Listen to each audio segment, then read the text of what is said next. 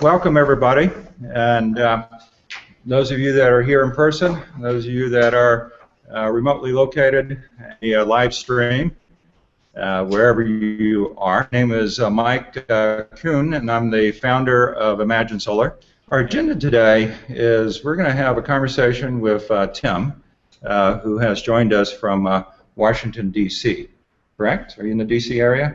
That's correct. And so we're going to have a conversation with him, and then I'll actually show you, talk about what's been happening in the local situation. So a lot is going on in the city of Boston, and also kind of by a larger scale throughout Texas. And so I'm going to show you some figures on that. So let me go ahead and introduce Tim. Tim Bugh is an ImagineSolar alumni. He made a decision to enter into the solar industry on a professional level. I'll tell my story, what led me to getting into the solar industry. ImagineSolar had a teaming arrangement where people who could benefit from their training could take some of their training and have part of it paid for through Texas Employment Commission training. That worked out great for me. I was over there, I took a week of training and took the test at the end of the week, and with that behind me, I went to some trade show events and some employment events and learned about certified energy management. I got a certified energy management certification, which I highly recommend, together with NABCEP solar certification, I highly recommend. I have still not yet gotten the final NABCEP certification, just entry-level test. But doing all of that entry-level test with ImagineSolar was awesome. Having those two things behind me, I interviewed with one of the really good consulting firms, able to go on over on a gig to support the top 7 Europe Air Force bases that the United States has in Europe and help them reduce their energy load and their energy costs, which was a combination of facility energy management and also renewable energy. After doing that for a couple of years, then I could continue on with that same consulting firm and now help the headquarters of the military in project managing very large utility scale between 10 and 20 megawatt renewable energy projects, and now we're starting to look at some hybrid projects. You're going to ask me a question. Shall I continue? Why did you move to Washington, D.C.? I would say in quick speak, it's all about following the money. So as a member of a consulting firm, I enjoy full-time employment, but the consulting firm is going to follow the contracts they win. So the government on the gig I was in Europe wanted to recompete with a lower price contract. We were not the best cost competitive option, even though our client there loved us. So another lower cost company came in, which, by the way, is a hint of what I see happening in the solar industry is some of the low-cost things that are going on. So we also won a really good contract in Washington, D.C. to support the headquarters of the military on these huge utility-scale energy projects. So that's how I ended up here.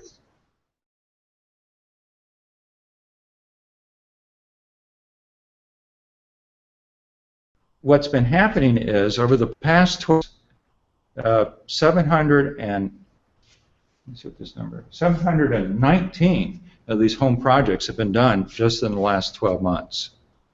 So out of the total of 2,629 that have been done since 2004, kind of the latter part was not an entire year, but we are talking, a good, 10.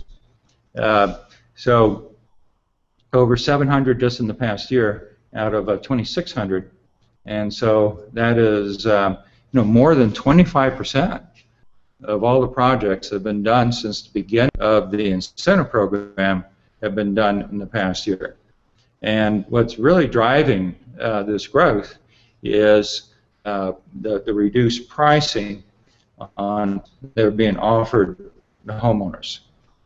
You still have the 30% federal tax credit that's in place. You still have an ImagineSolar rebate that's in place. And what you'll see on the news is that the rebate continues to go down. And that's actually fine. I mean, that's what you expect government incentives to do, is as the price to actually do the PV system, as that comes down, the rebate, which is publicly funded, you want that to be coming down as well, because you need it as the top end, the overall price continues to decline. In fact, we had a situation in Austin where the rebate was so rich that basically there was a period of time when it was free solar, because the installers were coming out with lower and lower bids. The incentive was still at, I think it was $2.50 a watt maybe, and yeah, and so suddenly if you got into the program, once you subtracted the rebate and the 30% federal tax credit, what was left over was almost nothing coming out of your pocket as a homeowner. And so Austin Energy actually put the brakes on the program, and this was about November time frame, and then lower the rebate and then kind of get it going again the following year around January, just because the rebate was far too rich. The rebate right now is pretty good. We're talking $1.50 a watt. I think that's where we are. But there's still, it's enough of an incentive in combination with the federal tax credit that we're seeing more and more solar projects coming up, and it's true on the commercial side as well. We've got quite a bit of commercial projects that have been done this past year, and more that are in the pipeline. So, document, go ahead and bring that up. The first slide is just the to Solar for Saturday, presented by ImagineSolar. So, the numbers from the most recent IREC report, and this is for the U.S. solar market. And so we got numbers all the way through the year 2012, and just a huge growth. This is in terms of how much capacity was actually installed every year. And so this is not cumulative. This is actually how much was done every year. And so when you look at the early years here, this all kind of really small numbers, which it is compared to what's happening now. But you're seeing how across the country there's been a huge ramp up in the amount of solar energy capacity, solar photovoltaics, in the last 3 years. Okay. It used to be, I had a slide, but it was going back to the 90s and the early part of, and when you do it would look like this, all right? But it was kind of like, you can see where, like going from 2003 to 2005, there's about a doubling of how much capacity was being, and then when you go from 2005 to 2007, it doubled again, and then 2007 to 2008, it doubled just in 1 year. Again, not cumulative, but actual installations per year, right? And so that would create a chart that looked like this, when you spread out, the y-axis. And we were excited back then about the idea that there was this doubling that was happening every 2 years, and then it started happening every year. And now all that just really looks like early stage data points, compared to what's happening now.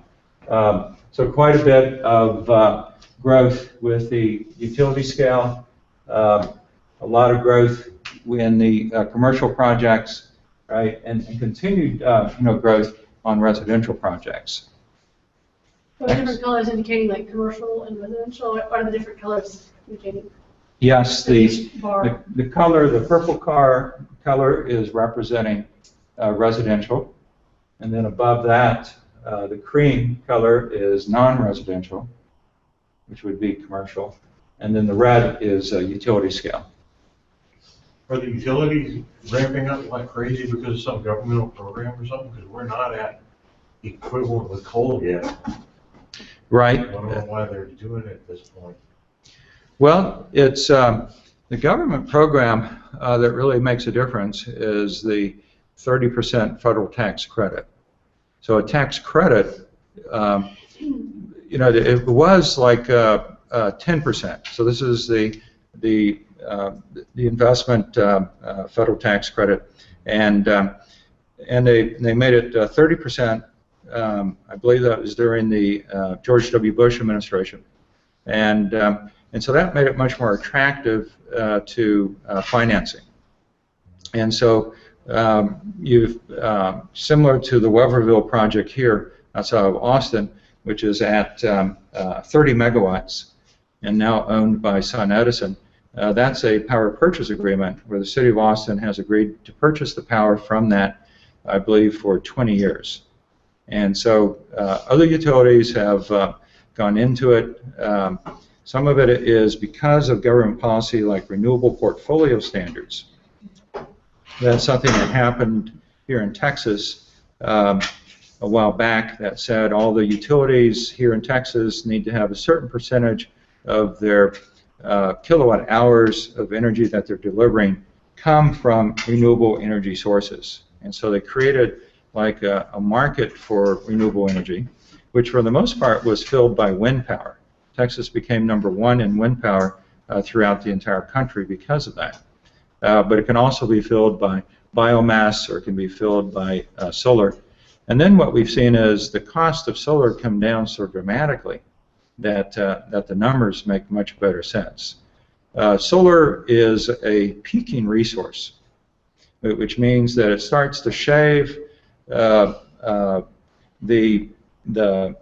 demand curve during some of the most expensive hours to actually be generating electricity.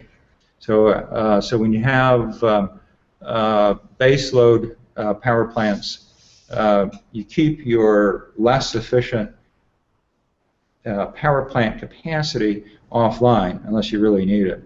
And so, so the solar can make sense because it's actually substituting for those older, less efficient kinds of power plants. So you don't need to be entirely at grid parity with coal plants in order to have a value because of the peaking nature of PV. Yeah, I was just wondering, well, like you pointed out, the percentage of renewable, as a rule, being put in there, that when we get to that, the utility is compliant with it, and all the utilities in Texas are compliant with it, then that the growth would stop. It would, quit until that, parity where you do get to like the magical 50 cents a watt or something like that. Then you can tip over and really start, beating down coal, beating down gas, nuclear, everything. But I just didn't think we were there yet. Well, it depends on local pricing. So when you look at other states where the cost of electricity is a lot more, solar is already considered to be at grid parity. And what's happening here in Texas is the Texas Public Utility Commission has increased the ceiling for the wholesale price of electricity. So it's been at $3,000, and I believe it's now at $9,000, which means that if you have to go to the wholesale markets to purchase additional kilowatt hours, the owner, the generator of those kilowatt hours can charge, 3 times as much as what they have been able to charge in the past. So and you're seeing a lot of innovative financing mechanisms. Governor Perry actually signed just this year a bill called PACE, P-A-C-E, which allows a innovative financing mechanism in place that's expected to really contribute to more solar in industrial and commercial types of applications. And that stands for, is it like property assessment? Is that what? Yes, very good. Thank you.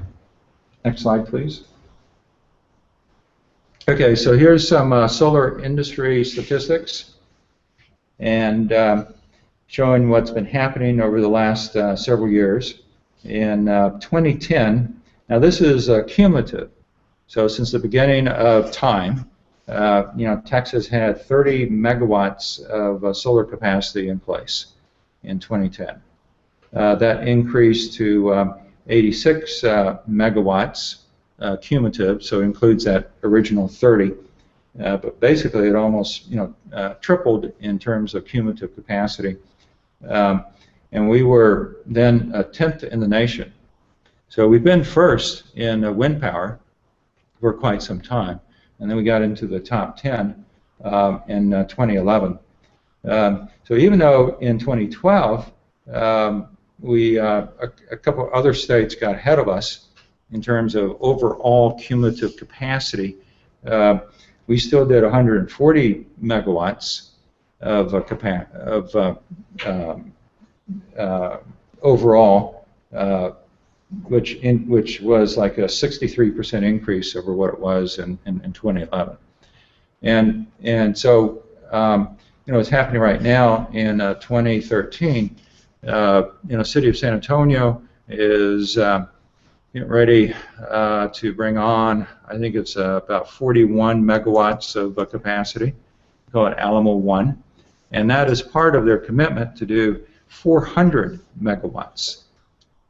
So they got the first tranche, or the first 10% of that, that's being built now. And with another 360 megawatts to go. And City of Austin put out an RFP 2 weeks ago for up to 50 megawatts. So City of Austin's moving forward. Most likely this will be done in West Texas. And so that RFP just came out, and they plan to do more. They're trying to get some more out before the end of this year. But I would bet it's going to be more about the first quarter of next year. Now, their next step is to do an RFP to support community solar approaches. Community solar would be where individuals could buy into solar energy, even though you don't have a home suitable for it to be actually on your house. And so it's similar to a Green Choice program that they have now, which is wind power out in West Texas. But basically the electricity that you consume is being accounted for through wind farms out in West Texas, so accounted for by renewable energy. And so now they want to do the same thing for solar. You may be living in one of the high-rise condominiums in downtown Austin, or maybe just an apartment anywhere else in Austin, right? And you may not own the building, so you can't really, go through the typical residential program. But all your trees because they're on the south-facing side. Right. So the community solar approach is a way for a lot more people to be able to participate. And so right now, what Austin Energy has told me is that they plan to do an additional RFP for smaller systems, which are actually still pretty large, but 1 megawatt to 5 megawatt size systems that would be located in the local community here, and then they would purchase electricity from those systems and then that would be the basis for their community solar program. That'd be good. Energy and solar. Yeah, next slide. Okay, so here's here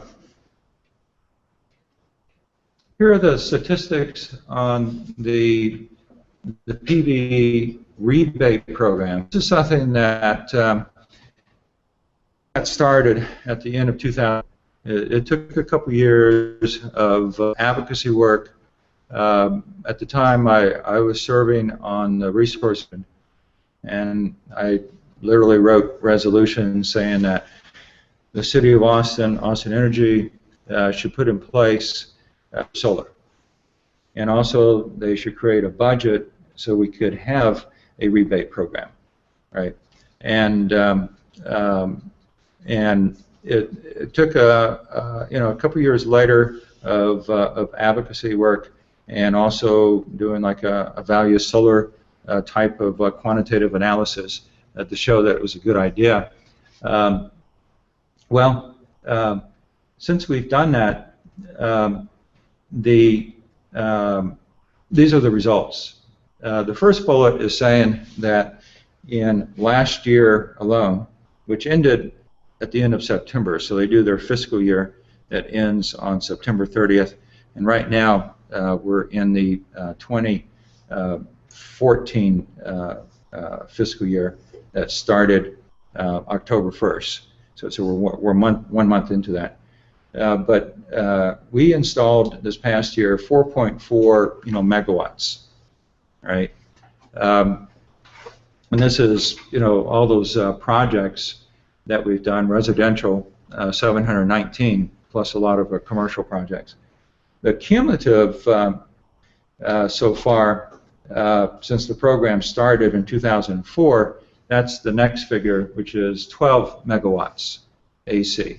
And this is just through the incentive program. Okay, Austin Energy did some other projects like solar on schools, solar on government buildings, and of course they did their big 30 megawatt power plant that they purchased the electricity from. So those numbers are not in this number. This is just what was done with the incentive program itself, 12 megawatts. This past year, the budget was 7.35 million is what it ended up being. It started off at about 4 million, and then they added more funds into it because demand was so high. But they've already approved a 2014 fiscal year budget for 7.5 million, which is really good because it means that we certainly could do another 4 megawatts and probably more because as each because the rebate's been lowered to $1.50 per watt instead of 200, this rebate money is going to be spread over more projects, right? Which means that we'll get more capacity out of it. And easy, no, this only happens through advocacy. It's been, in fact, most recently in the past 6 months, we've had a big effort through Solar Austin, as well as the local Solar Advisory Commission, the local Solar Advisory Committee, make sure that we had a health going forward in the year to come, because we did not want to see the local PV installers, suddenly having a loss of a lot of rebate funds available, where now the amount of projects they would be able to do would be significantly reduced, and it would result in job losses. What we're hearing now is that the PV installers are hiring, and so they've given us, they've let us know, and as they give us more details, we'll put it out on our social media, and you guys can access that. In fact, we have a gentleman here today that plans to start with Longhorn Solar, I think next week, right? Okay. I think that might be my last slide. Oh, no, this is it. So City Council created local solar advisory. There's speed with it almost went away. It has to. it has to work its way away. Work its way. So they asked me to serve, and so I had served on the Resource Management Commission up until about I guess it was 2000, and so I served, and 19 other people served, and you can download our entire strategic plan off of our ImagineSolar website, and we actually are the city to double the path that they're on. Right now they're on a path of doing 200 megawatts by 2020. 200.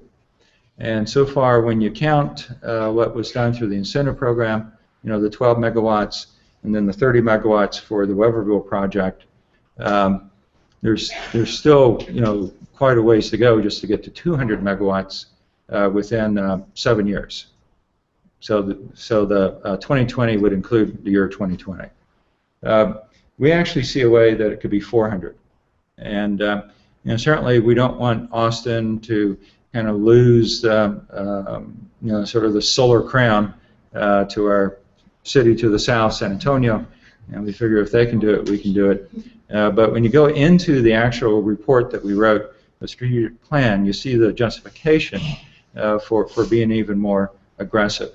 You know, the federal tax credit goes all the way through the year 2016. Solar equipment is cheaper than it's ever been, ever.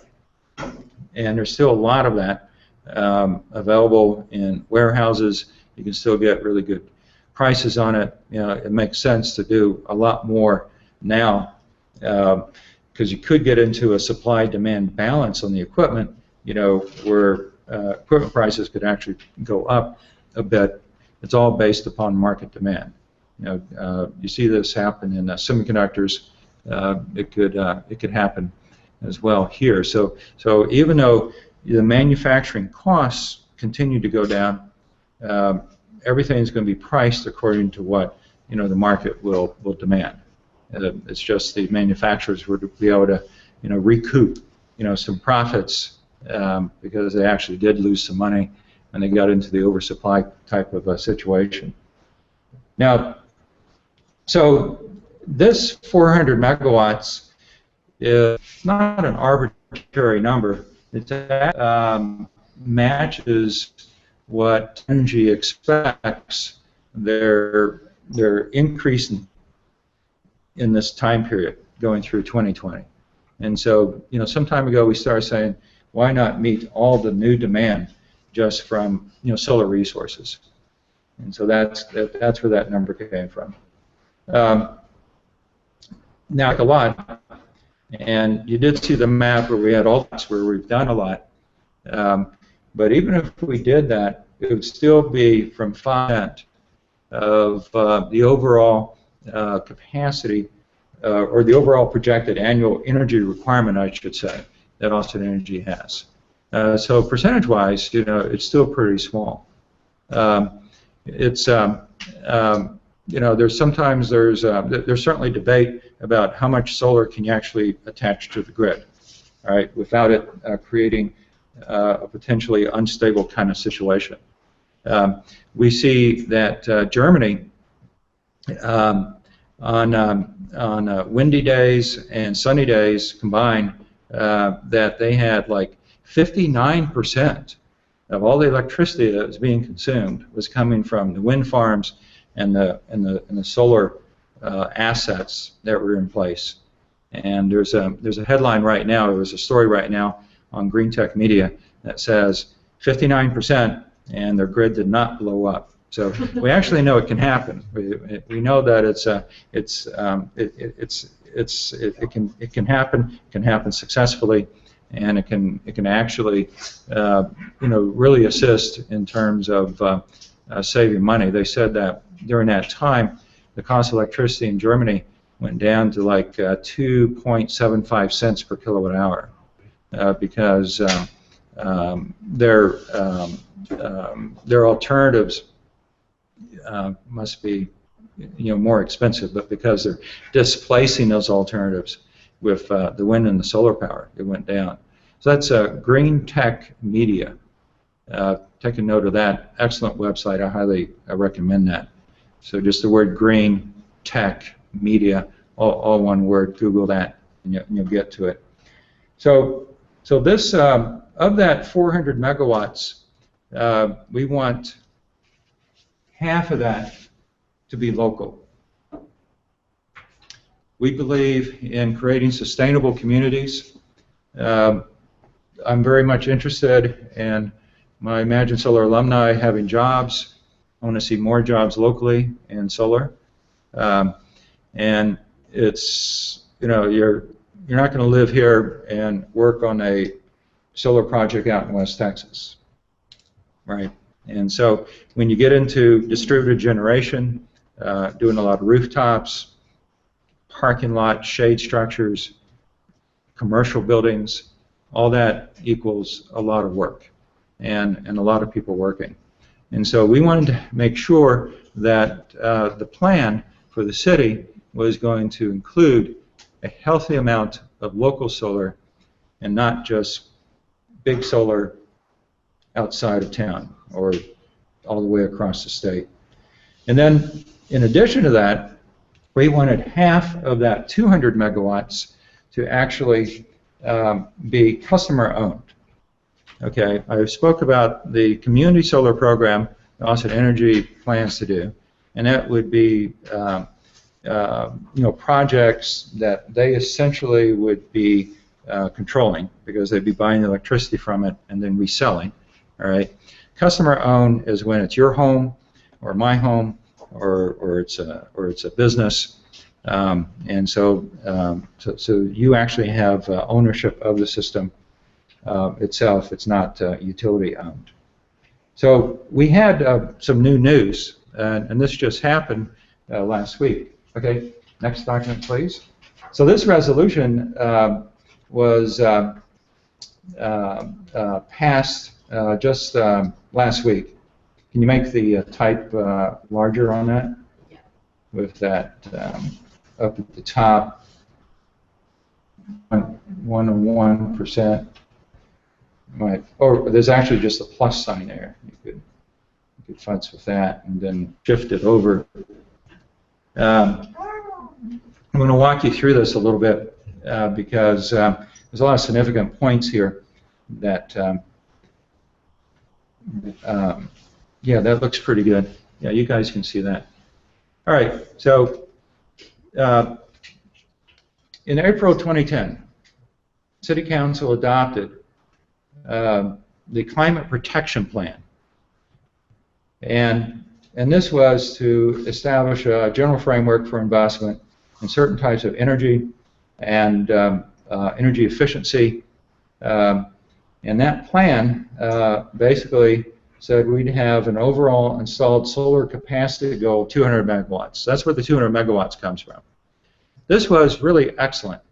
All right, this was in 2010, because going back to say 2002 time frame when we were doing the initial advocacy work, we had a goal of 100 megawatts by the year 2020 for solar. So in 2010, the city went forward and they doubled that to 200 megawatts. Now, and it goes on and says provided a rebate for local distributed generation for many years, and it actually has resulted in a lot of growth of the solar industry here in town, and it's brought in other solar companies. Some of which, Heliovolt had choices. They could have gone somewhere else, stay here. Others who actually relocated here, like SolarBridge and SunPower offices here. And so public policy, when you put it in place successfully, there are economic gains that happen for the local community. Actually, we're supposed to end at 5. Okay, so this is the last material I'm going to talk about. we've already talked about how much we've put in place in just the last year. Let's see. This says, and we expect to do another 5 megawatts of residential and commercial solar for each of the next 6 years. All right, and here's where we're going to develop community solar projects, which will enable customers to participate in solar that currently cannot because they don't have a suitable space for it. You keep going down. Next paragraph makes the point that the equipment and the solar installation, the installers are getting more efficient, continues to decline to the point where solar energy is becoming more and more competitive with traditional carbon-emitting sources of electricity. They appointed the local solar advisory committee, and our recommendations were it's time to think even bigger than 200. Let's start thinking about 400 megawatts. All right. We're not committed to that yet. There's still policy work to be done, advocacy work to be done, but now it's acting as something that is feasible and possible, and what we're doing now is debating over what it would cost and how best to implement a 400 megawatt goal. So that's an ongoing debate that we're having. We do know that local solar creates local jobs and sustainable communities, and so therefore what we've done with this resolution passed by council, next page, is it coming down, is basically resolve that 50% of the previously adopted 200 megawatt goal will be local solar. So this is what I'm talking about in terms of defining things. You have a 200 megawatt goal. Austin Energy, which is our utility. They could decide that, well, we're going to do most Texas. What this does is say, you're going to do half of that here, and of that half, at least, and of that half done locally, half of that then would be customer owned. So that's what this resolution does, and also further resolved that we're going to continue this debate about our recommendation to actually go to 400 megawatts as in the context of the next generation plan update, which is going to the next generation plan update is a process that's going to continue into next year. So that's where we're at. We of course are optimistic that things will continue to get better in terms of the policy around solar because we continue to make progress.